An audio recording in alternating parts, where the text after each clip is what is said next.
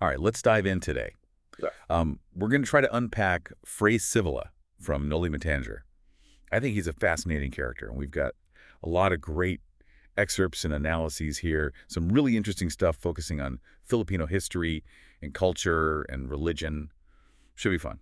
Yeah, I think Frey Sibley is one of those characters that maybe doesn't get as much attention as some of the other, prominent figures in the book. Right, like Fray Manso, for instance. Exactly. He kind of lurks in the background, but when you really start digging into him, he's incredibly complex and really kind of embodies a lot of the key themes of the novel. Yeah, you probably remember him as that sort of quieter, more intellectual counterpart to the fiery Fray Manso. Yeah, almost like a chess player, always thinking a few moves ahead. Exactly. And Yep. and one of the sources actually describes him as having this like faint smile, almost like he's watching everything unfold with this sense of amusement. Like Yeah. he's in on a secret that nobody else knows. That's a great way to put it. And that's what makes him so intriguing, right?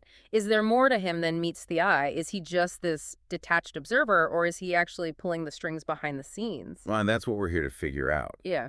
And speaking of strings and power, one of the sources brought up this really interesting point about those early royal decrees that addressed how priests were usurping land back in the day. Oh, yeah. That's a really important historical context to keep in mind.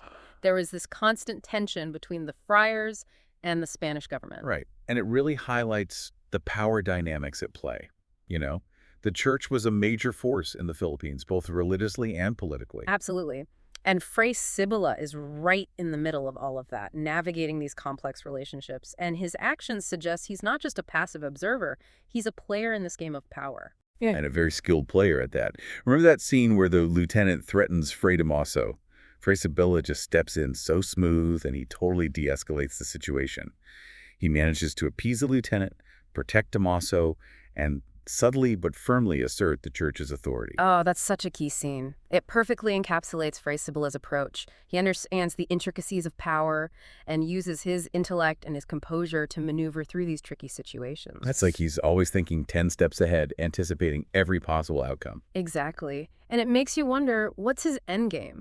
Is he genuinely trying to maintain peace and order, or is it all about protecting the church's interests, maybe even advancing his own career within this hierarchy? Right. What's motivating him? Is he a true believer, a pragmatist, an opportunist? It's hard to say for sure. And to really get into that, I think we need to look at some specific scenes and actions, not just his interactions with the other friars and the government officials, but also how he treats other characters. Yeah, like Ibarra and Maria Clara, for instance.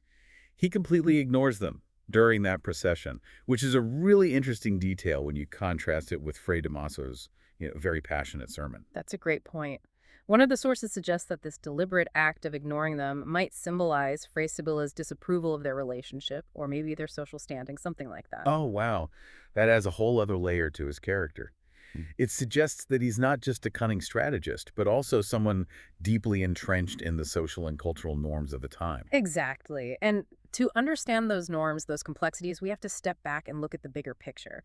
The Philippines under Spanish rule was a society defined by colonialism, these very rigid social hierarchies, and of course, the church's immense power. Right. It wasn't just about religion. It was about land ownership, economic control, political influence, the whole 9 yards. And to really grasp the extent of that power, one source actually quotes a royal decree from the 1700s that directly addresses the issue of friar estates and the economic clout they gave the church. It really paints a vivid picture of the world Fray Sibyla is operating in. So we've got Fray Sibyla. He's a master strategist. He understands the intricacies of power. He's embedded in this incredibly complex social and historical context. Yeah. But the big question remains, what are his true motives? Is he a villain, a tragic figure, or something in between? Well, to unravel that mystery, we need to dig deeper, look at specific scenes and actions, and try to understand how Fray Sibyla reflects those larger themes of the novel. I am ready to keep going. But let's pause here for a second. Just think about what stands out to us about Fray Sibyla so far. What's really intriguing you? For me, it's that tension between his outward piety and what seems like a much more calculated inner world. One source actually calls him a sphinx, guarding his secrets closely. A sphinx. I like that. It's like he's constantly operating on multiple levels, presenting this calm facade but orchestrating events behind the scenes. Exactly. And I think that incident with the lieutenant is a perfect example of that, right? He manages to appease the lieutenant, protect Fray Damaso, and subtly reinforce the church's authority, all while appearing totally composed and reasonable. It's almost like he thrives in those situations, where he can exert his influence without resorting to that kind of overt aggression that we see from characters like Fray Damaso. Right. He's much more subtle, much more strategic. One scholar even argues that he represents a distinct type of power within the church hierarchy, the power of quiet authority, the idea that silence can be just as potent, if not more so, than all that fiery rhetoric. But this brings us back to that question of his motives, right? Is he driven by a genuine desire to serve the church, or is it more about personal ambition, about climbing the ranks within this really complex system? Tough question. The sources we have offer these little glimpses into his inner world, but they don't really paint a complete picture. Yeah, one source talks about his intellectual approach to religion, suggesting that he might be more of a pragmatist than a true believer. Right. It's like he sees religion as a tool, a way to achieve his objectives. And that actually reminds me of that other detail, how he just completely disregards Ibarra and Maria Clara during the procession. It's almost like he sees them as insignificant, like pawns in his grand scheme. That's a really fascinating point. And it gets to the heart of what makes Fray Sibyla so unsettling, right? Is he truly indifferent to the lives of the people around him? Or is he just playing a role, suppressing his emotions to achieve some greater objective? It's hard to say for sure, Well, but I think to really understand him, we need to remember the context. He's operating within the system of Spanish colonialism, where social hierarchies are rigid and the church holds immense power. exactly. He's not just a priest, he's a figure of authority in a deeply flawed and often oppressive system. Right. And that makes his aloofness towards Ibarra and Maria Clara even more significant. One of the sources connects this back to the church's stance on interracial relationships and social mobility at the time. It suggests that Fray Sibyla, despite his intellect, despite maybe appearing progressive in some ways, is still very much a product of his time in that prevailing social order. It's like Rizal is showing us how even those who seem enlightened can be complicit in perpetuating injustice, just by going along with the system. That's such a thought-provoking idea, and it makes you wonder, are there any truly good characters in the book? Or are they all, to some extent, compromised by the system, forced to make these difficult choices? It's a question that resonates even today, right? The idea that our actions are shaped by the systems and structures around us. Absolutely. It's like Fray Sibyla is this mirror reflecting the moral complexities of not just colonial Philippines, but, the human condition itself. He forces us to confront those gray areas, the nuances of power and ambition, and the compromises we make in the face of injustice.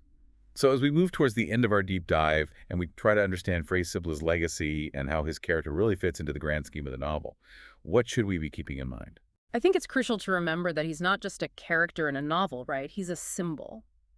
He represents the complexities of power, how individuals can both uphold and challenge oppressive systems. It's amazing how, even though Fray Sibyla isn't the most prominent character in Noli Me Tangere, his presence looms large over the entire story. Oh, absolutely. He's like a puppet master, subtly pulling strings, influencing events from behind the scenes. One thing that really stood out to me from the sources is how he embodies the contradictions of the church itself. On the one hand, it's supposed to be about morality, compassion, but on the other hand, it's so deeply entangled in these worldly affairs. Power struggles, wealth, politics. Yeah, you hit the nail on the head. One source actually quotes a historian who describes Fray Sibyla as the embodiment of the church's duality. He represents both the spiritual and the temporal, the ideal and the reality. And those friar estates are a perfect example of that duality, right? They gave the church incredible economic power, basically making it a state within a state. No wonder there was so much tension between the friars and the Spanish government. The church was this force to be reckoned with, and Fray Sibyla, with his strategic mind and his understanding of power, was at the heart of it. Absolutely. He was playing the long game, always thinking several steps ahead. So, do you think Rizal intended for Fray Sibyla to be a straight-up villain?